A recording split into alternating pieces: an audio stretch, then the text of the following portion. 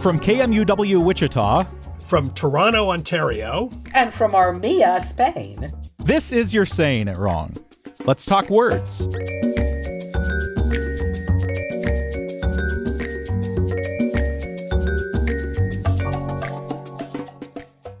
Hello, Kathy. Hello, Ross. We, of course, for a while now have been asking everybody for their language pet peeves.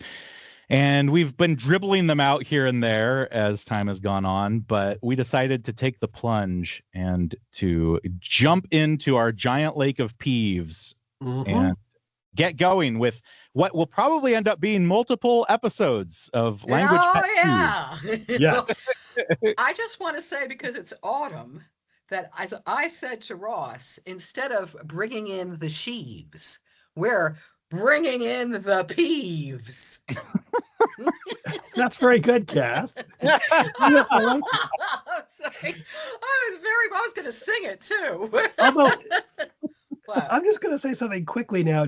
Do you know the definition of sheaf or sheaves, Fletcher? No, I was honestly just gonna let that one pass on by. I almost said, what are sheaves? But It's a harvest thing. Yeah. Well, Okay, Kathy. Okay, yeah, you actually. Okay, Fletcher, stop for 1 second. Don't look it up, Kathy. I'm not. Right I now- can't. I can't access anything on my You computer threw that right now. word out. Now it is incumbent upon you to give us a definition of sheaf. I thought a sheaf was when you took like a lump of, say, wheat and bound it into like a thing. It's really good, Kath. It's a large bundle of grain. Before That's you because reap I'm it. such an agrarian type. You know me. Yeah, I'm very impressed. Yeah. wait a minute. So this is gonna get me in big trouble with everybody around here. What's a shock? Hold on. A shock?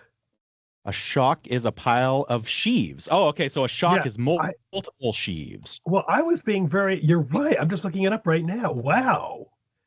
Here's why I ask, right? Is because so I'm in Wichita, and Wichita State University, the mascot, you may or may not know, people generally refer to as the Shockers. They're technically the Wheat Shockers because years and years ago, a lot of people around here would go and work in the wheat fields when they weren't in university, and so they were shocking the wheat. That is so interesting. So they were taking many sheaves Uh-huh. and making a shock. A shock. Yeah. Which is pile not of like sheaves. shucking an oyster or a ear of corn. No, I'm actually going to look No, that one up no. as we speak. Mhm. Shock. This is like now we're doing it. Speaking of peeves, perhaps I shouldn't have had that extraordinarily bad open. No, this is gotten us somewhere interesting. Okay. Yeah, shock basically is stripping an ear of corn. And Or it's they're opening, saying, but it's also opening an oyster or a clam. yeah, to shuck it's also clams. opening a husk, pod, or shell. Unknown origin, though. So it And has nothing to interestingly do enough, with shock. Kathy, shucking an oyster is really recent, 1872. Huh. Wow. Well, here we go already. We didn't even begin, and we were diverted. You know what? We're going to start getting letters now about their pet peeve will be, can you guys stick to the topic? I know. We've gone from sheaf, sheaves, shock to shock. Okay, I'm let's bring in shocked. the peeve now, which starts with a P in this case. And this is, Kath, why don't you read it? You're a better reader than I am. Okay, it's from Tim from New York City. He writes Hi, us Tim. a fair amount. This is a good one. This one intrigued us. He said, I'd like to add the use of paranoid to mean afraid or scared. This may be from the Californian dialect. And since I have a connection by marriage to California, I do too, Tim. So does Ross. Yes. I hear it a lot. Example, she's paranoid about being stuck in an elevator, or she's paranoid of riding in elevators. The worst is she's paranoid of elevators. I believe the use of paranoid here is what Fowler calls a popularized technicality, which seems to happen a lot with terms of psychology, cf. Manic and Oedipal. For me, however, it's drum roll, an idiotized technicality. Oh, Go, Tim. Well, So that's his peeve. I do have to say that is a wonderful example of a popularized technicality. Mhm. We were going to talk about a few others in a minute with quantum leaps to mind. But anyway, would you ever use that, Fletcher, or not? I would never have used that. I think I would. I've never used. I never would use it. Kath, not I think it's the same not way. in that. Yeah, not in that way. I think Paranoid about. I mean, writing. I'm paranoid about something. Yeah, no. I mean, okay, not about something like that. Let me think. But I have said that I'm paranoid, but not just to mean that I'm afraid of something or that I have a phobia. That not in that way. No. No. I mean, one thing is that definitions and word usages obviously drift and change with the times. Technically speaking, paranoia means mental derangement, and it comes from the ancient Greek para nous, which is para means beside and nous is mind. So you're basically going, or beyond, parakin means you're going beyond the mind. You're going, really full-fledged wacko. And then it came into English, basically meaning someone who's literally feeling completely, they're delusional, and they're feeling that people are all after them for various, or things are all after them. And obviously, when you're paranoid of elevators, you don't think the elevator is going to run up and snatch you or anything like that. So it is incorrect technically in terms of usage. The question is it accept? I mean, like, who are we to say you can use the word which way or whatever? I still hear paranoid. When I hear that, I kind of wince. I don't like the term. I know it's casual, and I don't think the person really means that they're screaming in the elevator, it's out to get me or anything. I don't think that. They just don't like it. What do you all think about that? This is a toughie, because I gotta say, I initially was gonna go, oh yeah, God, paranoid, they use that way. Oof. But then I started thinking, when I hear paranoid about, I hate to say it, but I wouldn't be surprised if I have been guilty of saying something like that. Like, oh yeah, I'm paranoid about, I can't think of anything right now. I'm paranoid about trying free VPNs, because you never know what's going to happen. You know what I mean? Yeah, I'm thinking a little more about this, and I don't think I've said it exactly that way, but let's say every time I do a particular thing, I triple check it, and somebody's like, boy, you already checked that 3 times. I can definitely hear myself saying something like, yeah, but I'm just paranoid about that. Something, you're right. Yeah, that's what I'm thinking. I actually don't think, I'm sorry, Tim, because Tim, you're being like much more correct than we, but I actually think I might say it.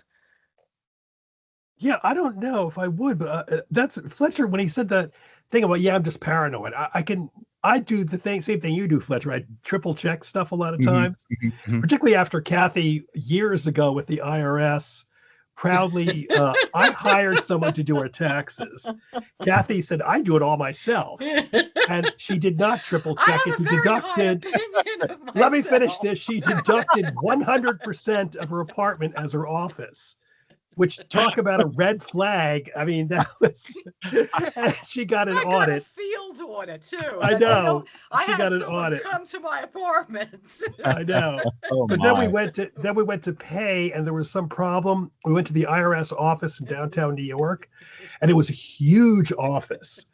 There were hundreds of desks. I'll never forget this. Just hundreds. It was like a movie. And Kathy goes up, and they go, oh, this is irregular. This is going to be, you're going to have to get another audit or something like that.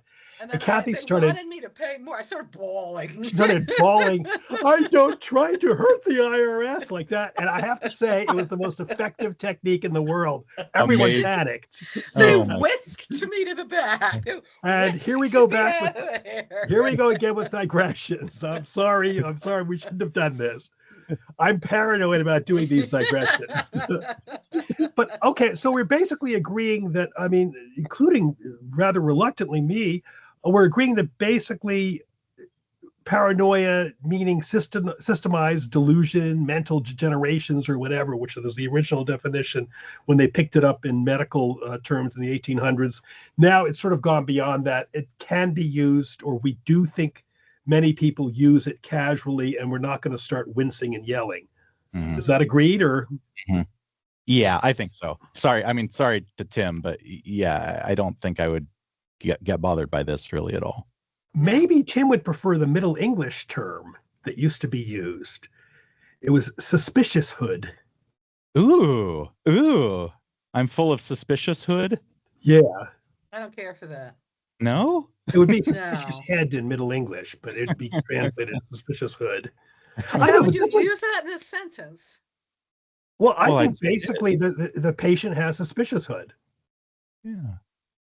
But that doesn't sound right because you don't say the patient has brotherhood or the patient Well, has. doesn't sound right now, but if we were speaking Middle English. Ah, yes. I don't know. I think the one thing I don't like, and it's easier for me because of Latin and Greek, but it seems to me that in many cases they were really wrong to do all these Latin and Greek terms, because paranoia, in a way, we don't really hear beyond the mind. We just hear the word paranoia. Suspicious hood, we instantly understand what the medical condition is. Yeah. True. Yeah. It's much clearer. I mean, we go back to like the problem with adding all the Latin and Greek and stuff was Yeah. making it, unless you know that stuff, yeah. Yeah. Well, moving along with no digression, Yeah.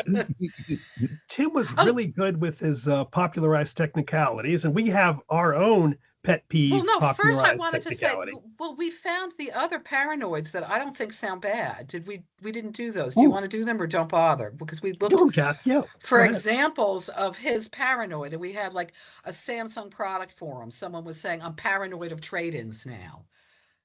Someone else was talking about a mother's message board. She was talking about she was worried about the kids. They didn't like the playpen. She said, but I'm paranoid of giving them negative vibes about their sleeping arrangements. And these to me didn't seem that bad, actually. We go back to. Yeah, and it kind of works because if you just said afraid, it doesn't get the exact same idea across. No, I'm paranoid about losing my phone to pickpockets. Where do you guys keep it? oh, wait a minute, though. I'm afraid of losing my phone because of pickpockets. Now I'm afraid of trade-ins. I'm afraid of giving them negative vibes about their sleeping arrangements. Afraid doesn't mean as soon as the idea pops into my head, I'm like, Yeah. Yeah. Like this is a thing that really, sets you on edge right away. So our definition of paranoid in common usage is what you just said, Fletcher. It's more than afraid. Yeah. It's sort of a generalized fear. Well, it's something that you're going to think about every single time. And that you do that thing. Yeah. And you're going to be afraid every single time. And to me, there's a layover of worry up top of it too, because like I'm paranoid about losing this. Oh, yeah, like absolutely. You're thinking when I do it, crap. Am I going to lose it? Am I going to lose it? Am I going to lose it? Yeah. Right. Okay. So it's more obsessive, maybe. So it has a tinge of the medical in it still. Yes. Yeah.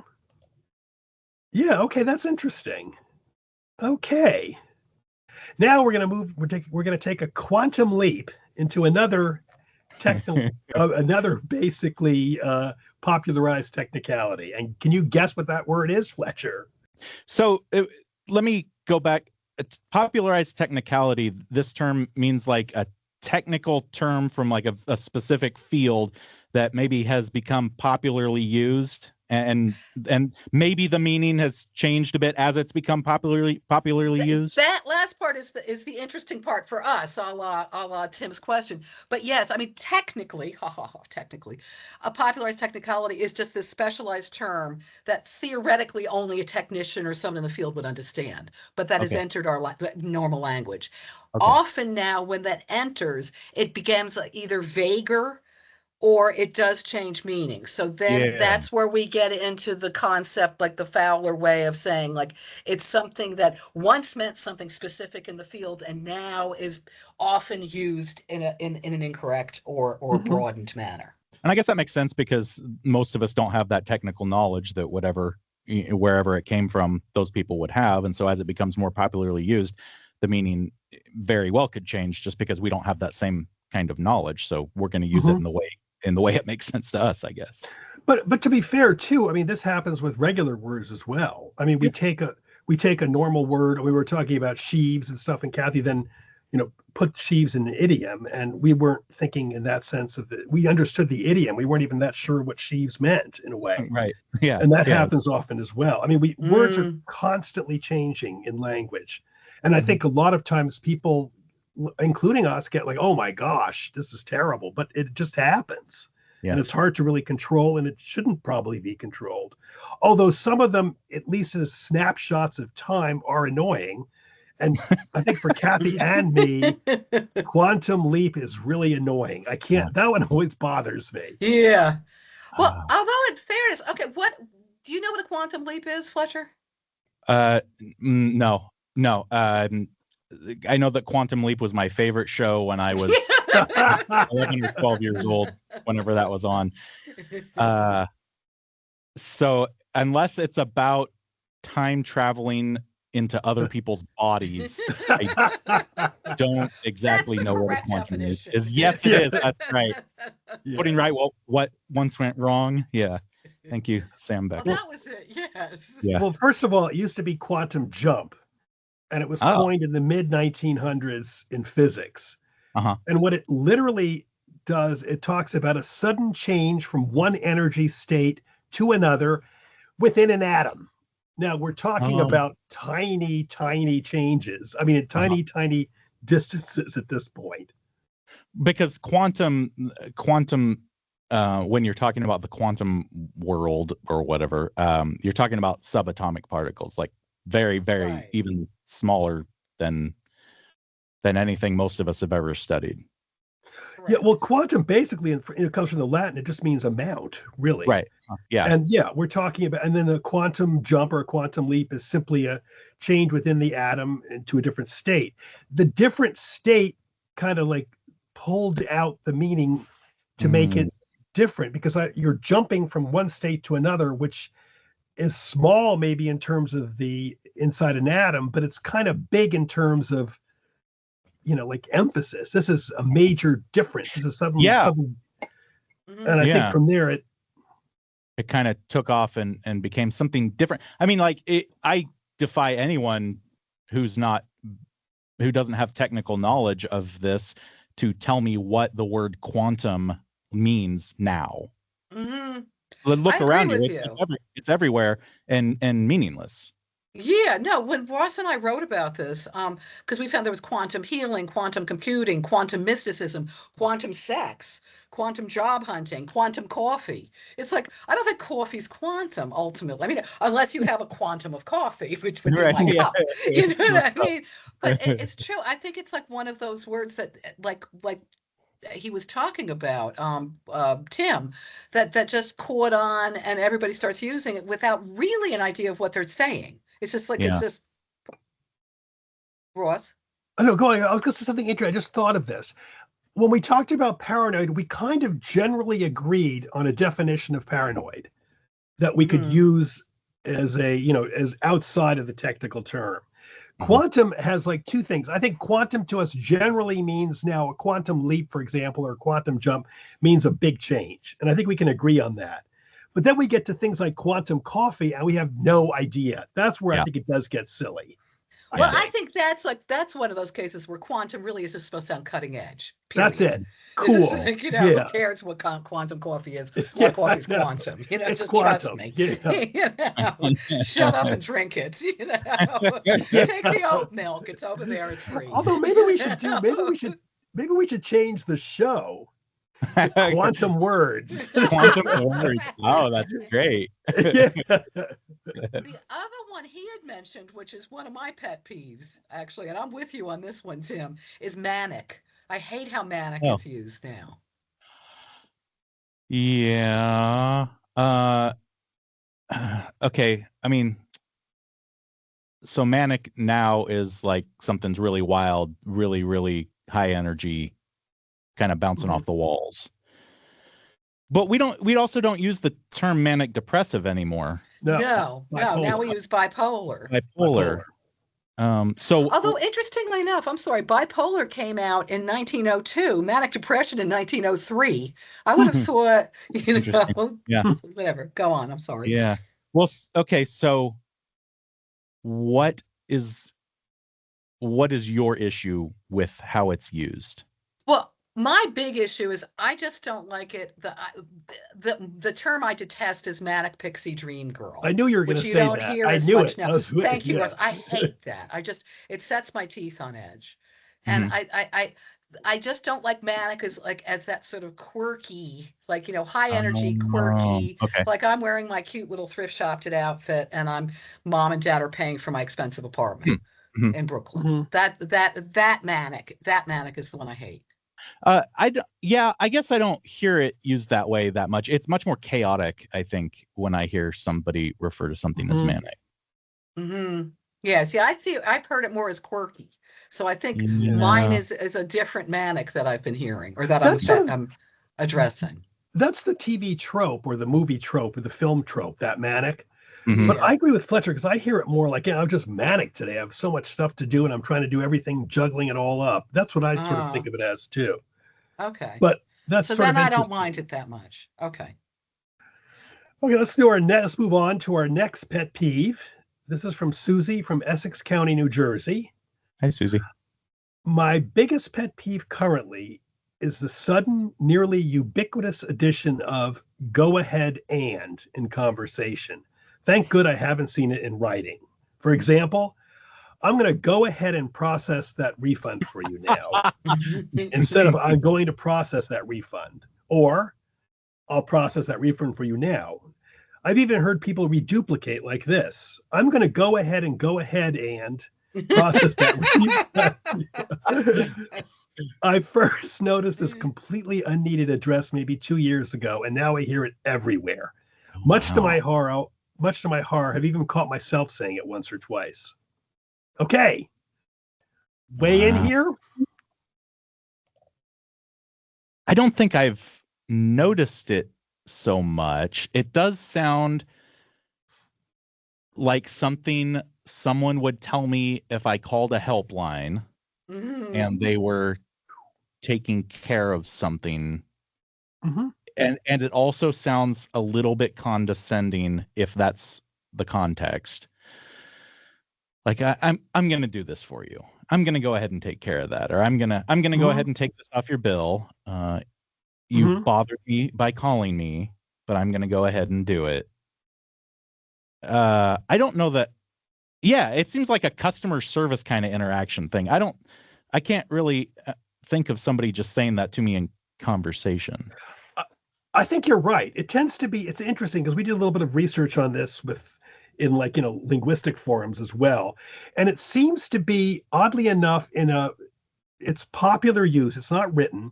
And it seems to be popularly used in sort of quasi-formal situations, if you know what I mean.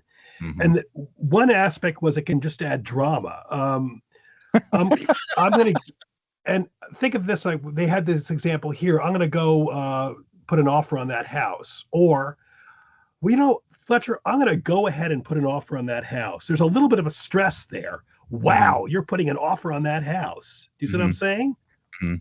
And I'll do that. And it is also, as you were saying, the thing with the helpline. It's a form of courtesy. It sounds like I'm going to go ahead and do this for you. And I understand you said the condescending, but I actually don't know that it's as much condescending. It's like I'm going to help you. I'm going to go ahead. I don't think it's intentionally condescending. I definitely don't think it's intentionally condescending. I'm going to throw in here. I had a problem a couple of months ago with a U.S. government agency that shall remain nameless, and I had sent in something, and the I think it was my Social Security number was wrong. You can just say it was the Bureau of Land Management, wasn't it? But I called them. Here, get this catch-22. I called them up, and they said, "Well, we can't, tell you," because I said, "Well, I have my real Social Security." They said, "Yeah, but it was transposed wrong." I said, "But I didn't," because I had the. She goes, "No, we must have done it in our office, but we can't help you unless you tell us the number that we mistransposed." I said, "Well, how can I know the number that you mistransposed? You did it, I didn't." They go, "Yeah, but we can't unlock your account unless you tell us the number that was wrong. Can you believe that? Wow. So I called like 4 different offices, and then So finally they I wanted got you to give them the incorrect number. yes. Okay. But I couldn't give them the incorrect number because they made it incorrect. I didn't do it. Yeah. So how do I know what the incorrect number is? I said, you guys did. But they said, sir, the rules are this. So finally I call someone who I will remain nameless because nowadays who knows what will happen to. So she goes, I'm going to go ahead. And I remember she said, go ahead. I'm going to go ahead and take a look at this again. And, I was thinking a lot of times people look at 2s and 9s and they get them backwards. So then I, did it. And that go ahead, I remember specifically that go ahead. It was like a signal to you. It was a signal, and it was a calming, she's going to save the day. And she did. Yeah. So I agree with Kathy when she said that it's not necessary. I took it as a courtesy go ahead with emphasis and just wonderful, transcendent beauty or something like that. I'm glad that was a good experience for you. I'm going to go ahead and change my mind then on that. I'm not. I don't know that I don't think I've ever said it. I'm just trying to think. I'm going to go ahead and do this. I don't. No. I think I've always just said I'm going to do this. I'm actually going to. I agree with you, Ken. I'm going to reverse what I just said to Fletcher. She used it the right way then, a way that was wonderful. But I don't really like the usage at all. I really don't. Think to add drama, I think, like you said, to add drama, I may have done it like very consciously, knowing that I was adding that drama. To it. Yeah. But yeah. I'm gonna go ahead and tell them what I think. Yeah. I'm just gonna go ahead and move this cup over here. Right? I think I'm gonna move the cup. Yeah. Now. Okay. No, well, but if you've come and you sat your cup right down in front of me and it smells like, I don't know, bad soup, and I'm like, I'm gonna go ahead and move this over here. I like the imagery of bad soup smell or the smellery of it. So we agree with Susie, though. This is I think we all agree. I think we were explaining how you can use it, but we basically all agree that it's not a particularly good usage. Yeah. Yeah. All right. I'm with you, Susie. We're all with you, Susie. This one, it's similar actually, which is why we put it in. It's also Tim. Tim again. Tim, hi. Oh, yeah. Tim wrote, it was, the thing is that. The thing is that. Uh-huh. And he said, I've seen this construction used with more complex subjects. Like, my reason for doing this is that. I'm tempted to ask the speaker to change the subject to plural. My reasons for doing this are that, to point out the absurdity. Why is okay, but not are? My head is already exploding. I know. As I read this. My guess is that the original mistake derives from a mistaken version of what this is, which is correct because the phrase what this is just the subject. So it needs a verb, while the thing has a subject and a verb. Does that make sense? Take care, Tim in NYC. Tim, you made my head explode. So right now. Also, I have to say with Tim, I mean, we're going to get into this in a couple of seconds, or a couple of minutes, but Tim actually explained one of the theories as to why this actually occurs. And the technical term is a pseudo-cleft sentence, which Tim brilliantly brought up in his letter to us. So I'm very impressed. We're all very impressed. Anyway, let's talk about the double is construction. If somebody's speaking, I don't think it bothers me. I don't think it really bothers me at all. If somebody's writing, I would probably notice it, and then I wouldn't care that much, because I have definitely written the back-to-back is, although I think it's more like when what Tim said, which is when you write what it is or whatever he, but that's legit. Those are legit. Yeah. Right. But I don't spend the time thinking, is this a legit version of is or is that, like I'm used to the is at this point. And it sounds okay. It's interesting though, because I'm going to quote here from an English grammar book. One of the most robust and exceptionalist rules of English grammar is that there can be only one tense verb per clause. When an English speaker utters two tense verbs in succession, he is generally not speaking fluently. The second verb can be interpreted as a repair of the first. In other words, you're backtracking and saying, oh, no, I meant this. And the first is a false start. There is one exception to this rule in the present tense. It seems when English speakers use is twice in a row, they are speaking perfectly fluently. The funny thing is that Fletcher was there too. That is seen as perfectly correct, even though a lot of people annoy it. Yes. Yeah. Yeah. Well, the argument is that it is seen now as correct, and it violates basically all rules of English with the two tense verbs in succession. Right. Is. But it is technically seen now as correct, and it's being used and they're actually, even though generally it's used in the present tense, there's a case here I'm going to read to you right now. My feeling was that she doesn't have a professional hold on the situation.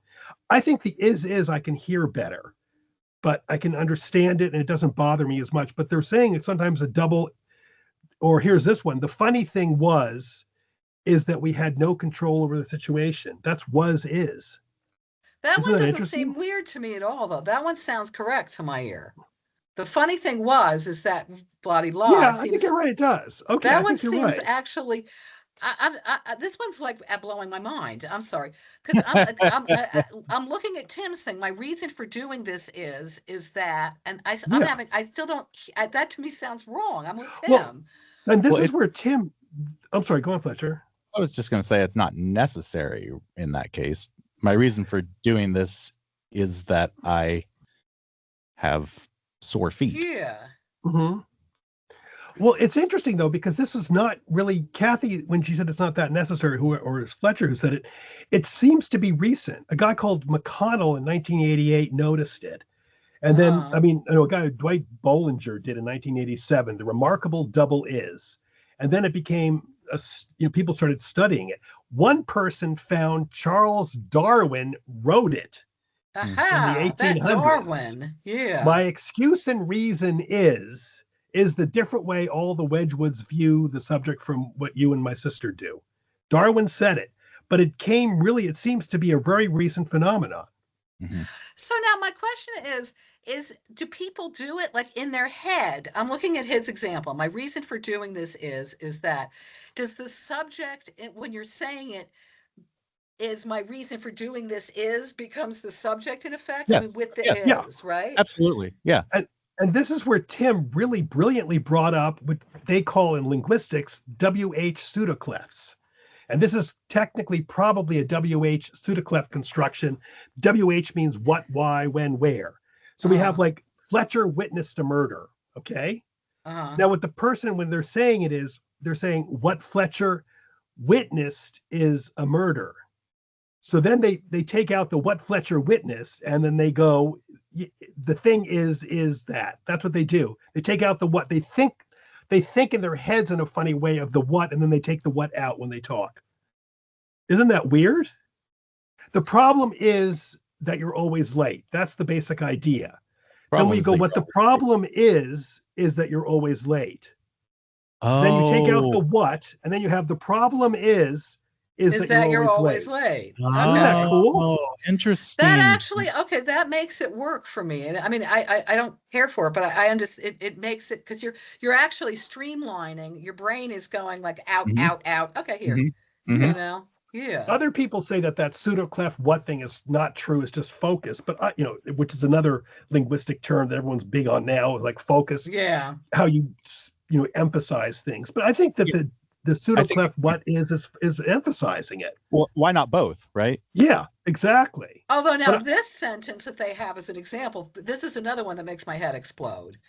That can't be a very welcome outcome, is that rates will now rise.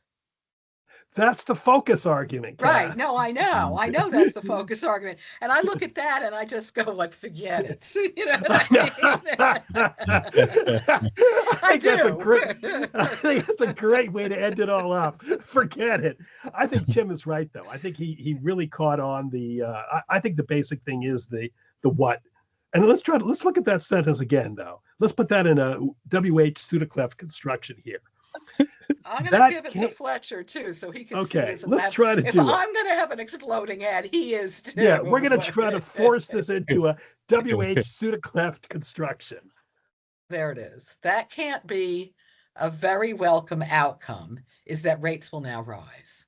The focus is on the rates will now rise. Uh-huh. That's the focus marker. Let's see. What can't be a very welcome outcome is that rates will now rise. Fletcher did it.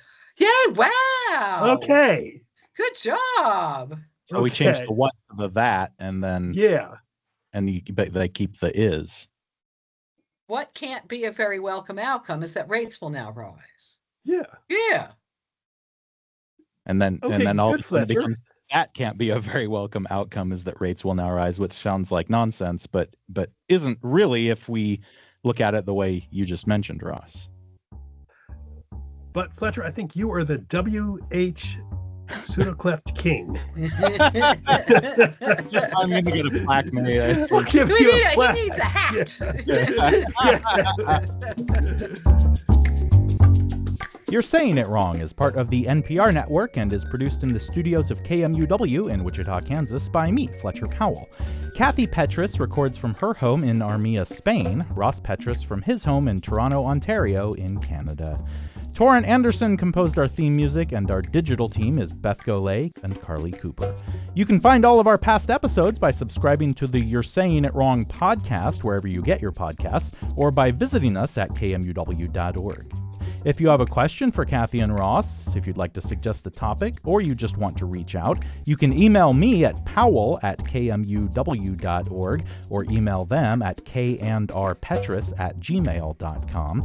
You can also email us a voice memo of you asking your question. You might get your voice heard on air. If you'd like to do the same thing by downloading the KMUW app, you can do that and just click the Talk to Us button.